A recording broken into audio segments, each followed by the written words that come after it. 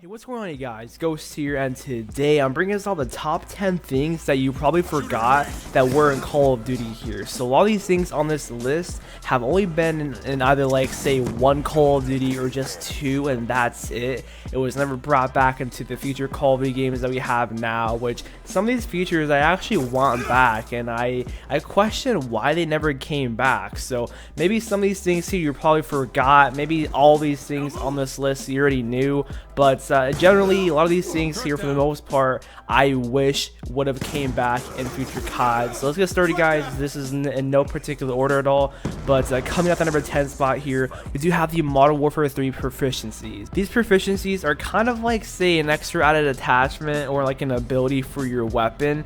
For all the SMGs, you had kick, range, attachments, focus, melee, and stability for your proficiencies. So for example, kick reduces the recoil of your weapon, and then obviously the range proficiency adds more range to your gun. So those are basically like, say, the grip and the long barrel of what we have now.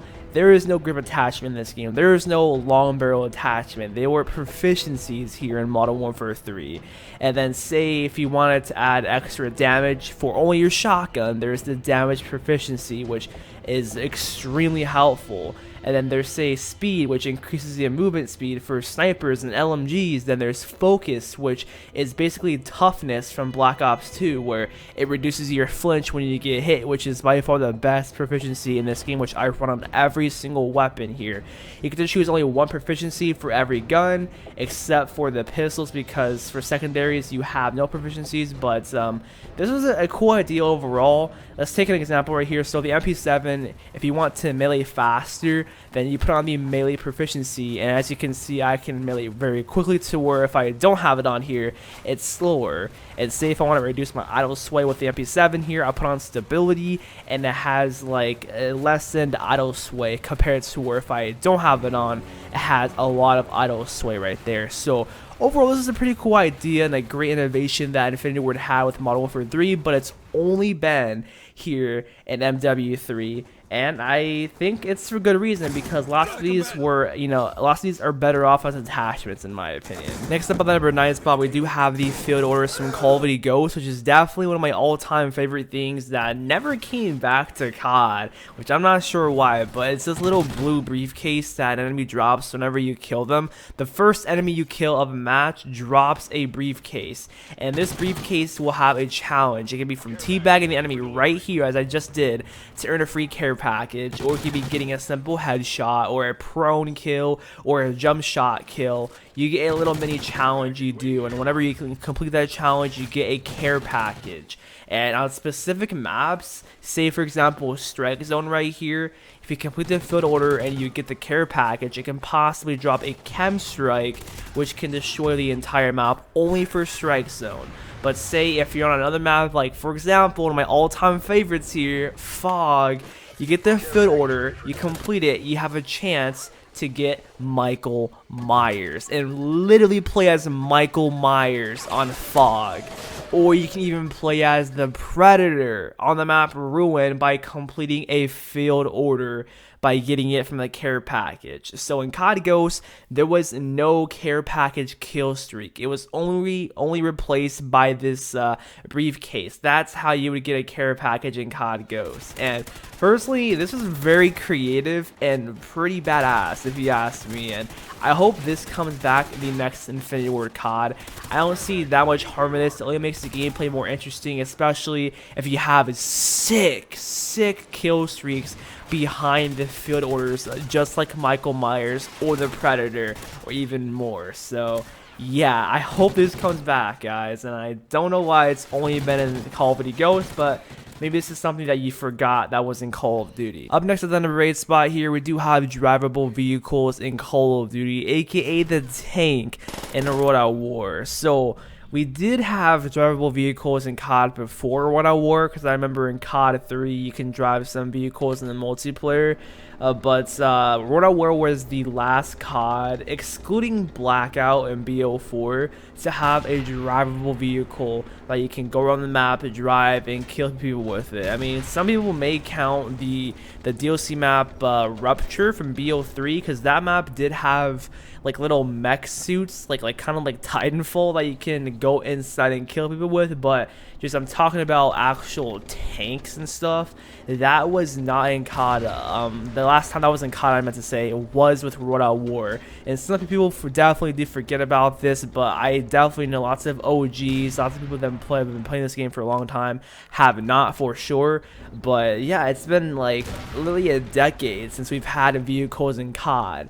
Now we do with Blackout, because we have ATVs, we have big trucks and stuff for the battle royale, but in normal multiplayer, we do not have drivable vehicles at all whatsoever. The last time we had that was literally in 2008 with World at War. Next up, at the number 7 spot here, one thing that's only been in Modern Warfare 3 and not any other COD is the disabled DLC button. Yeah, I'm not sure why a game in 2011 could have this and not a game in 2019 or 2018 can have this. Like, why? That makes no sense to me.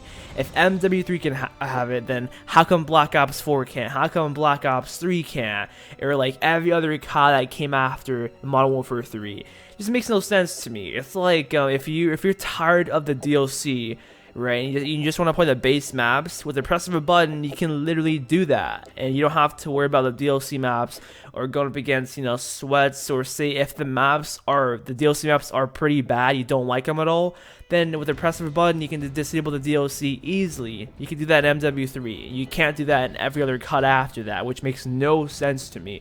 It's such a small yet amazing feature that every COD needs to have, and I don't know who would be opposed to this, right? I think it's a perfect feature, and I hope it's in the next Call of Duty game. Infinity Ward, if you can put it in MW3, then you can put it in MW4, or well, whatever the next COD is that you make. So I hope, guys, I hope we get disabled DLC button back into Call of Duty. So moving on to the number 6 spot here, one thing that's only been in this COD, aka Advanced Warfare, is the Armory. So everything you get from supply drops, whether it be the boots, the knee pads, the weapon variants, every type of loot you get in the supply drops, it goes to this whole entire big armory that you have here, which you can have up to pages upon pages, hundreds, thousands of items here that you all got from supply drops. You get to view absolutely everything here, and then you can actually sell and redeem these items if you don't want them for XP, depending on how rare the item is. If the more rare it is, the more XP it's worth. So say, I think for example, a retired item is worth, I think, 5,000 XP, and then the legendary item is worth 4,000 XP. I could be wrong on that. It's been a while, but I know like the elites, the elite, the professional, and the enlisted items are worth like say 500 to 2,000 XP each every time you redeem one. So it's pretty cool, right? It's like, how come now, like say in Black Ops 4, whatever we get from the tier system, how come it all can't go into this huge entire armory where we can, like, you know, trade in or redeem for, I don't know, COD points or something, or some type of currency where we can get or buy something. Like, I thought this was a cool idea. I thought this was amazing, and I'm not sure why it's only been in this COD. It would have worked perfectly in, say, Black Ops 3 if you didn't want, say, the you know, the XMC for whatever reason. You can redeem that to get like a free weapon unlock token to unlock another weapon. I think that would be pretty badass if that did happen, but hopefully maybe this will be the next COD. I don't think this was a bad feature. I think it was a pretty cool one, honestly. At the number 5 spot here, we have a hint of nostalgia, and that is the Spec Ops missions from Modern Warfare 2 and Modern Warfare 3. This was absolutely so much fun to play back in those days, especially playing, say, split screen with your friends, or just regularly playing online, or just playing solo by yourself. These Spec Ops missions were extremely fun. I have so many great memories doing this. These Spec Ops missions are basically kind of like missions from the campaign, but they're like shorter, and then you earn stars to get and unlock more Spec Ops missions here. So here's an example of one of them. This is an absolute classic right here. I'm pretty bad at it, I know. I haven't did this in a while, so my shot's not warmed up here, but you have this little like pit area here, and you can shoot targets and whatnot. And then there's this other mission, an MW2 that you can do, which is my all-time favorite. It's this mission right here with the snowmobiles. I used to have this mission on replay every single time. I love this mission in the campaign, and here for Spec Ops, it is absolutely phenomenal, nostalgic, and fun as hell to play. And I think that Spec Ops wasn't really that played compared to multiplayer, obviously, and I think that's probably one of the reasons why they took it out, because it was underplayed. But I'm not sure about that, because I remember with MW2 and MW3, it was Spec Ops, campaign, and multiplayer. Those were the 3 modes, and then COD Ghosts kind of replaced Spec Ops with, say, squads. It's a different type of mode. It's nothing like Spec Ops at all whatsoever. But then, of course, Infinite Warfare came out, and their 3rd game mode was zombies. So, and then for the next COD, I doubt it's going to be Spec Ops. I know it's going to be zombies once more again. But maybe if they remaster Modern Warfare 2, maybe they'll remaster Spec Ops missions. Who knows? We'll see. That'll be pretty sick if they do that. But if you guys remember your favorite Spec Ops mission, leave it down below in the comment section. I also remember one with Burger Town where you go on top of the roof. That one was so fun to do as well, man. The nostalgia is killing me right now. Up next, at the number 4 spot is going to be destructible environments. So destructible environments, as of right now, as I know of, are only in COD Ghosts, but with only specific parts of the maps that you can actually destroy with your, say, C4 grenade, or you just go up to it and you put a C4 on the wall and it just explodes itself here. Not every single place on COD Ghosts is destructible, only a few places here, and I'm not sure why this really has a return in COD. And I think the reason why is because usually Call of Duty doesn't do this. It's not like Battlefield where everything is destructible.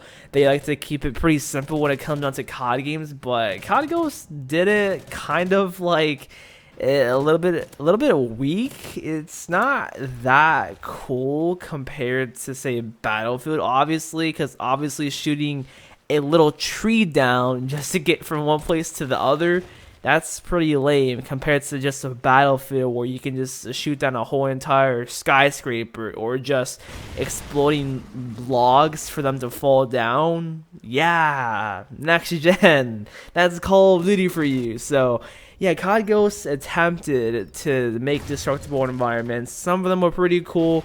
Some of it worked out, but in the long run, I don't think destructible environments really work in COD all that much. But maybe we'll see. Maybe if COD gets it to work somehow, it'll be fine. But I say they should just leave it as is, or just maybe have COD Ghost type of destructive environments, and it should be okay.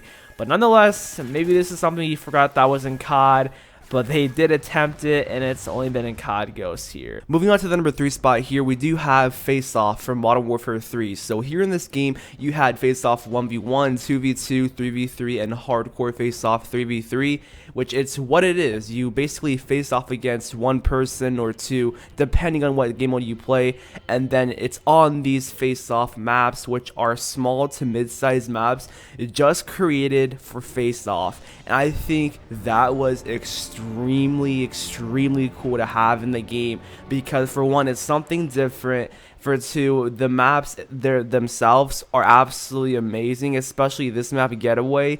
This is one of my favorite maps of all time, for sure. It is one of the best looking maps ever in any Call of Duty game, hands down. Cannot deny that right here. And the way the maps flowed and played, for the most part, were pretty good. They were fast-paced action, and there's really no camping or really nothing, none of that, unless the other player was, like, you know, doing that. But for the most part, the maps were very awesome. It was a cool idea to have, but it was only on Modern Warfare 3.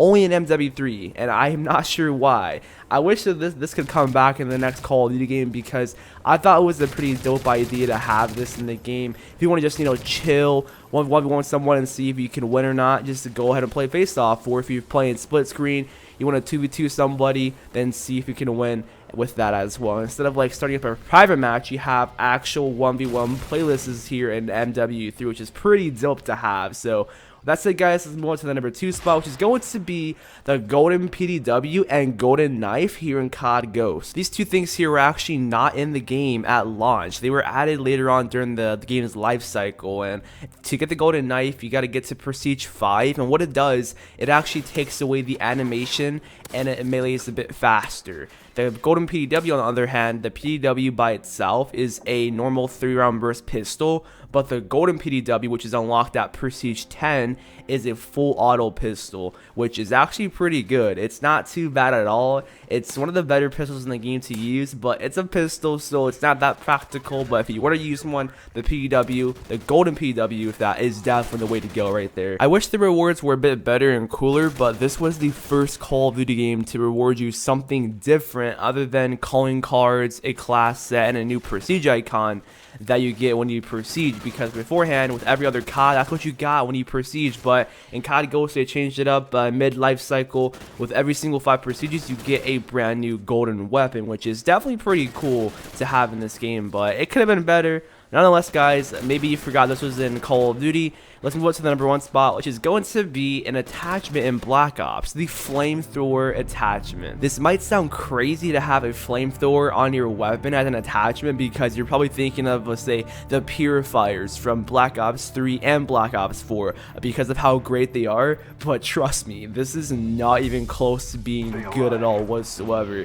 It's more or less very bad, and it puts you more at a disadvantage. Sometimes it could be pretty cool and pretty fun and okay, but for the most part, you're just wasting an attachment with this flamethrower. It's a cool idea. It's sick to have a mini flamethrower on your weapon, but nope, it's not practical by any means. And now thinking about it, the flamethrower has been in every single trailer COD, I think, except for Black Ops 2. I don't remember any type of flamethrower being in BO2. All I know is that in World at War, there was a perk that lets you get an actual flamethrower, and then in Black Ops, obviously, you have this attachment. In Black Ops 3, you had the purifier, and then Black Ops 4, you have the purifier as well. So every single trailer COD has had some type of flamethrower in some fashion, which that's pretty cool to have. Like, now noticing that, I just noticed that while like recording gameplay for this here. So yeah, maybe you forgot this flamethrower attachment was in COD, and that's the entire video, guys. I hope you guys enjoy this and this whole entire trip back to these older CODs, looking at some of these classic things here and whatnot. So let me know what was your favorite thing out of this whole entire list here, and if you guys have any other things you can put down below in the comment section, be sure to do that. And with that said, thanks for watching, and I'll see you guys in the next one. Peace out.